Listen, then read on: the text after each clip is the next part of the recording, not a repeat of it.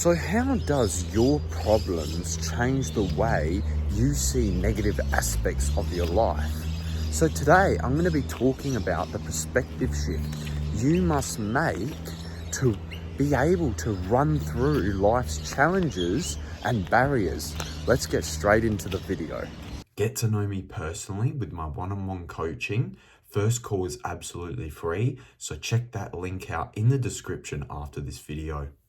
So a lot of people think the way I am now is how I've been for most of my life, but that is just not the case, because at one stage in 2019 I was probably at my lowest I'll ever be, and I had no sense of positivity in my life or no sense of forward thinking. So I didn't really understand how to disconnect from my own feelings and understand how to see things from a different perspective, such as a positive perspective or a logical perspective.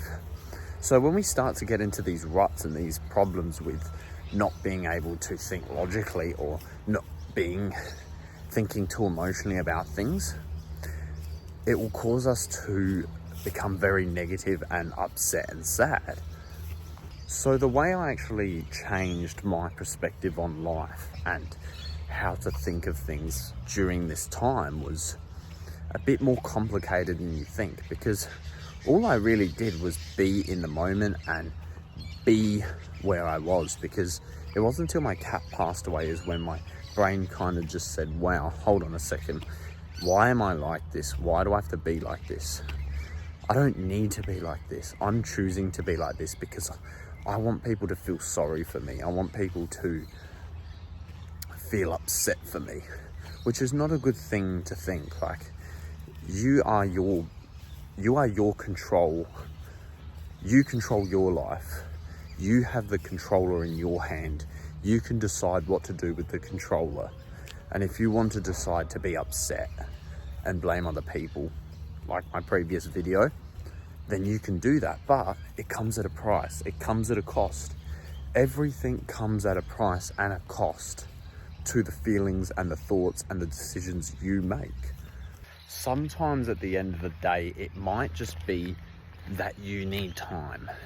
It might just be that you need more time to process things, or you just might need some other life event to happen, or maybe even you need to figure out how to just be better. Figure out how can we change our emotion and our brain to be more logical and more reasonable instead of negative and problematic.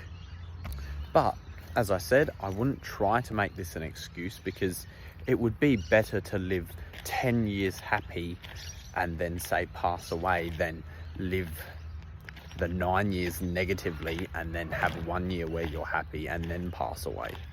So what do I mean by that? So what I mean is, you want to feel good as long as you possibly can. You don't want to be feeling like crap all your life. You don't want to be feeling like everything around you is negative, or then you're gonna be in that rut for the rest of your life and you haven't really moved your life forward in any way. But I would say the most difficult thing with, changing your mindset shift, it's not like you can do it by sitting in your room all day. It's not like you can do it by doing nothing or just thinking about it.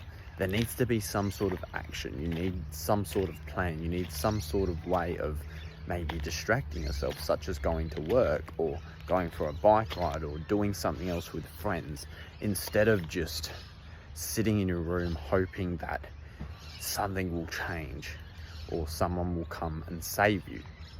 And that's my perspective shift here. You need to think in a more logical and a reasonable way instead of a negative way. So no one's going to come and save you. No one's going to come and help you. They can help you as much as they can, but they can only help you to the extent that you want to be helped. Just remember that quote. they can only help you. Other people can only help you to the extent that you want to be helped. So I just came to a big discovery just then.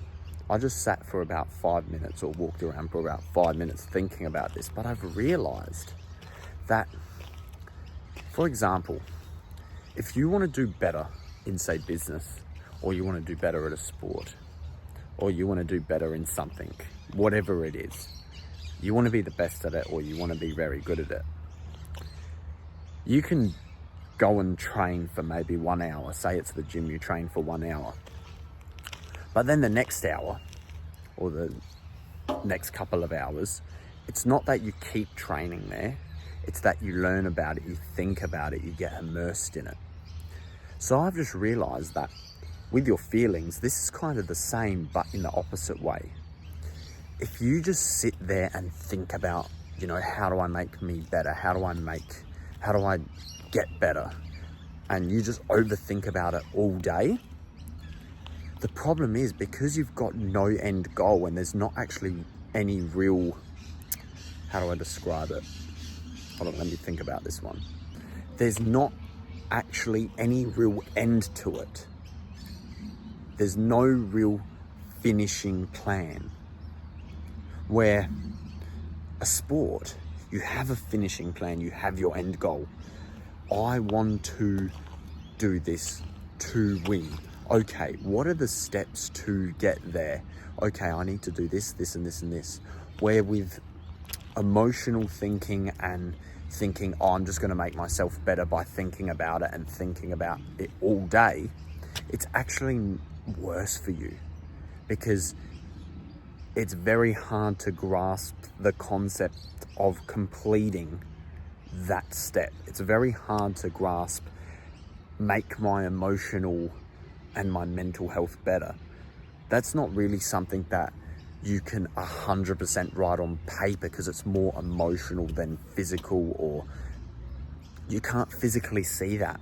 And that's why getting out, distracting yourself, also finding other ways to better yourself, like finding a purpose, finding a job, finding a sport that you enjoy, to kind of not distract yourself from that, but make you feel like that you have something to look forward to in life, instead of you constantly looking back. So just remember also, with all that time is on your side.